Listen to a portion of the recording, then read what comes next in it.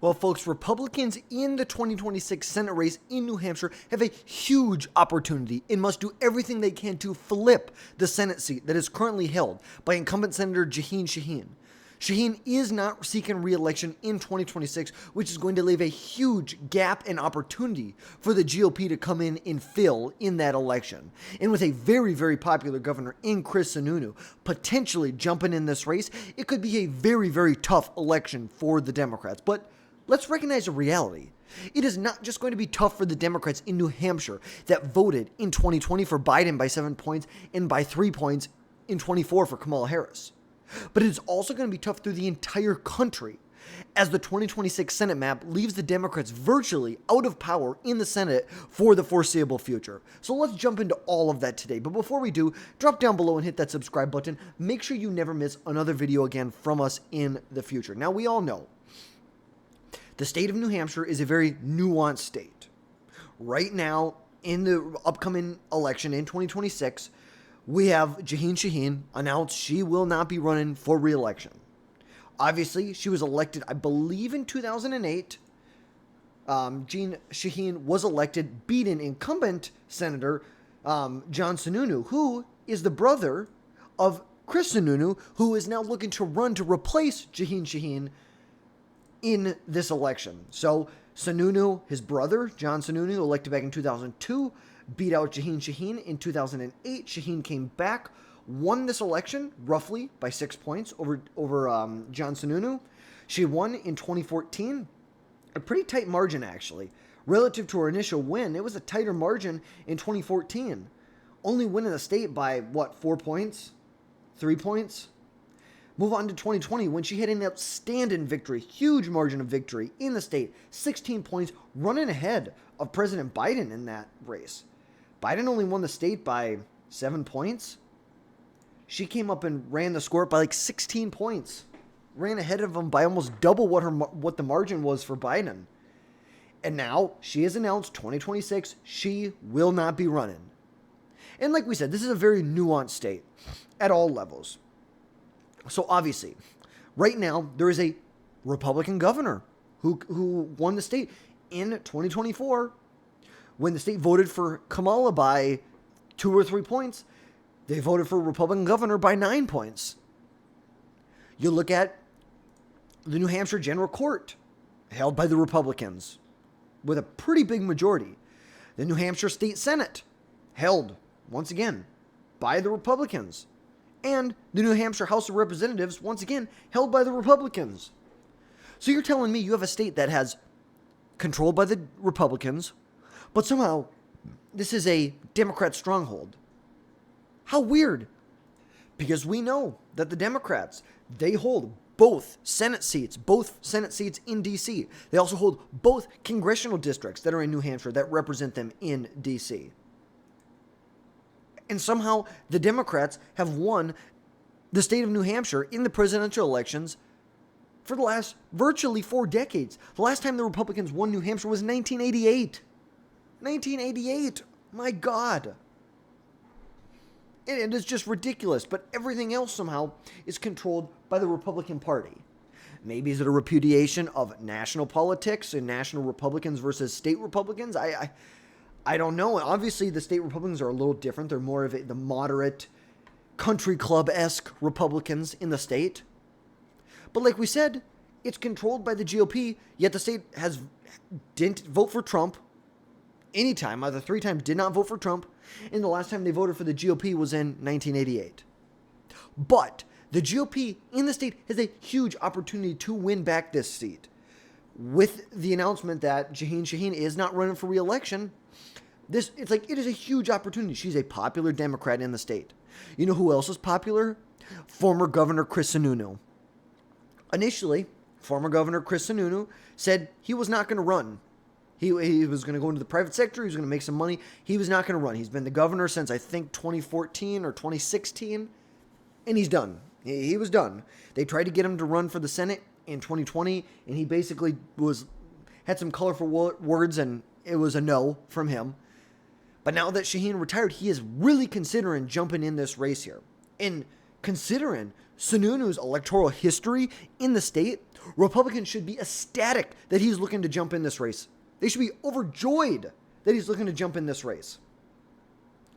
Let's go back. We're going to start back at the very beginning when he was initially elected. Okay, Maggie. Okay. 2016 was when he was elected. Chris Sununu, brother of John Sununu, former senator. I believe, John Sununu, did he run? I think he was also in Congress. I think he represented the 1st or 2nd congressional district in New Hampshire, but he was also a representative. He was also a senator. Now, Chris Sununu won this election by a relatively small margin, I guess you could say. He won it by, a little less than 20,000 votes. Going to 2018, a year that was pretty tough for Republicans nationwide, 2018. You see right here that Chris Sununu won re-election by 7 points. Pretty healthy advantage there. Move forward to 2020, and this is where it really starts to get interesting. In the 2020 gubernatorial election in New Hampshire, Chris Sununu won by 32 points. 32 freaking points. Now, we're going to look at a couple things here. He won by 32 points in the same election that Shaheen won by 16. In the same election that President Biden won the state by 7 points. So you have a Republican running, respectively, 40 to 50 points to the right of where other candidates on the same ballot. Because you think about it, when you go and vote, this is all on the same ballot. They could have gone into Democrat, Republican. No. They went Biden, Sununu, Shaheen. That's how they went. Obviously, even when Democrats are winning the state like that, many federal statewide races, you see Chris Sununu, a very popular Republican, still winning by massive margins. It's like, look at this. He won every county. He won both congressional districts. It's like, look at this. If you look at let's look at the precincts. He won almost every precinct. Almost every single precinct. Compared with Shaheen in this same election on the same ballot. There's a lot more red in here than there is blue over here. But still, she won very handedly. 16 points. It's like, that's a pretty big win. This is the map for one candidate. This is the map for the other candidate. Wow. Talk about someone who can win, who has a good electoral history. Fast forward to 2022. Sununu won re-election by roughly 17 points. Obviously a lot smaller margin. But he won it by very, very well. Obviously, voter turnout is a lot lower in those midterm elections. But my gosh, still winning. Now let's fast forward to 24.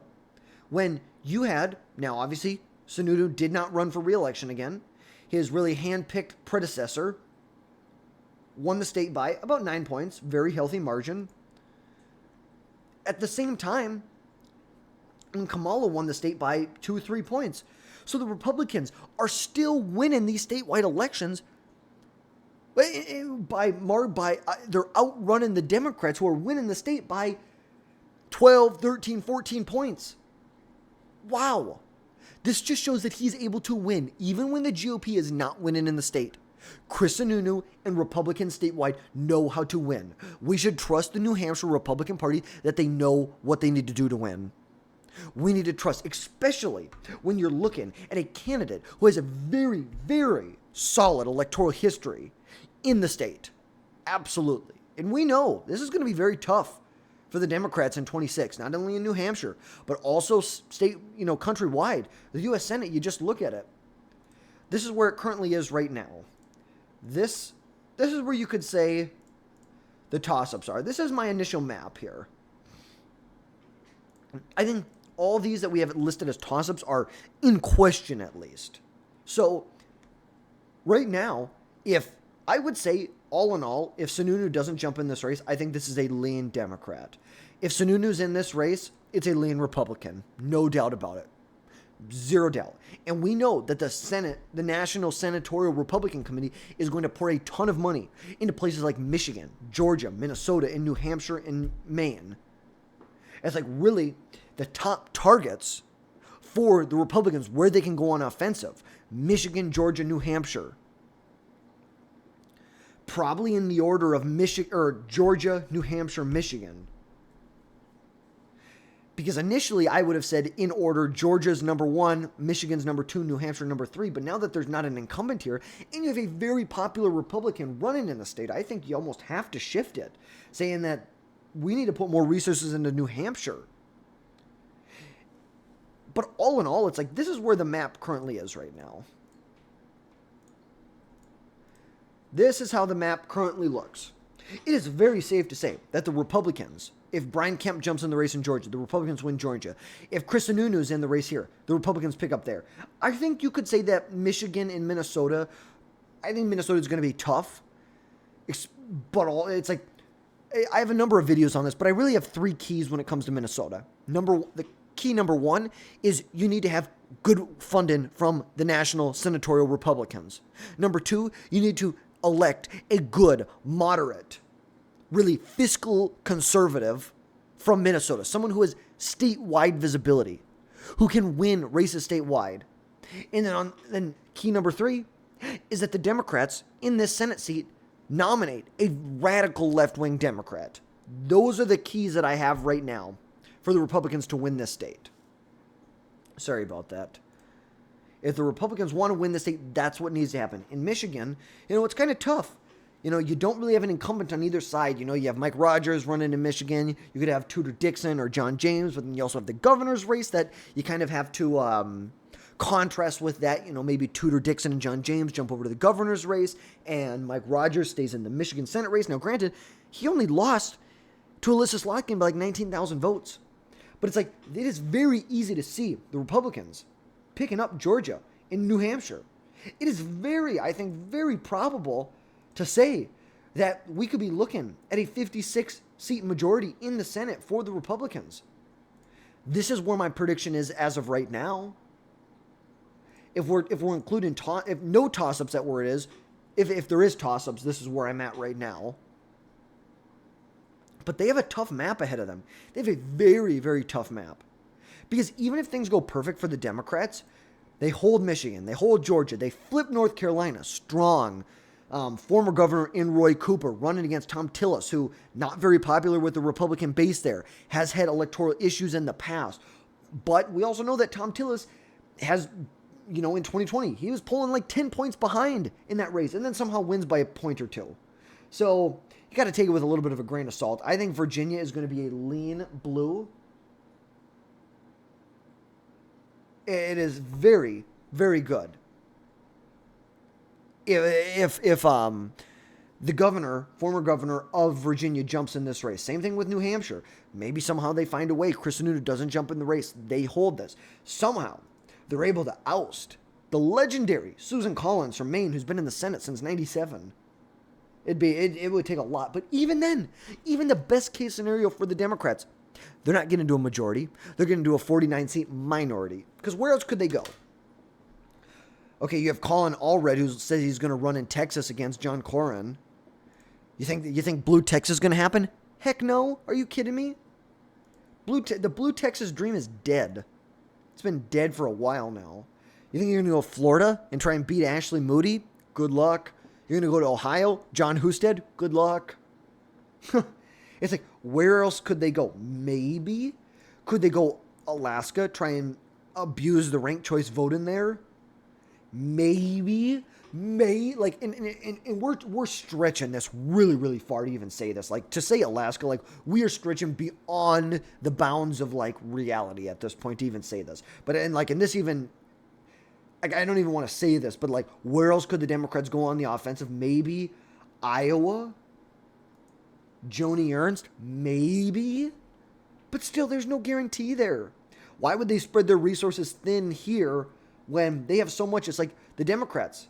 They've got to defend Michigan. They've got to defend Minnesota. They've got to defend Georgia, Virginia, New Hampshire. It's like, good luck. I just do not see it happening, to be 100% honest with you. Do not. But even in the best case scenario for the Democrats, they're SOL.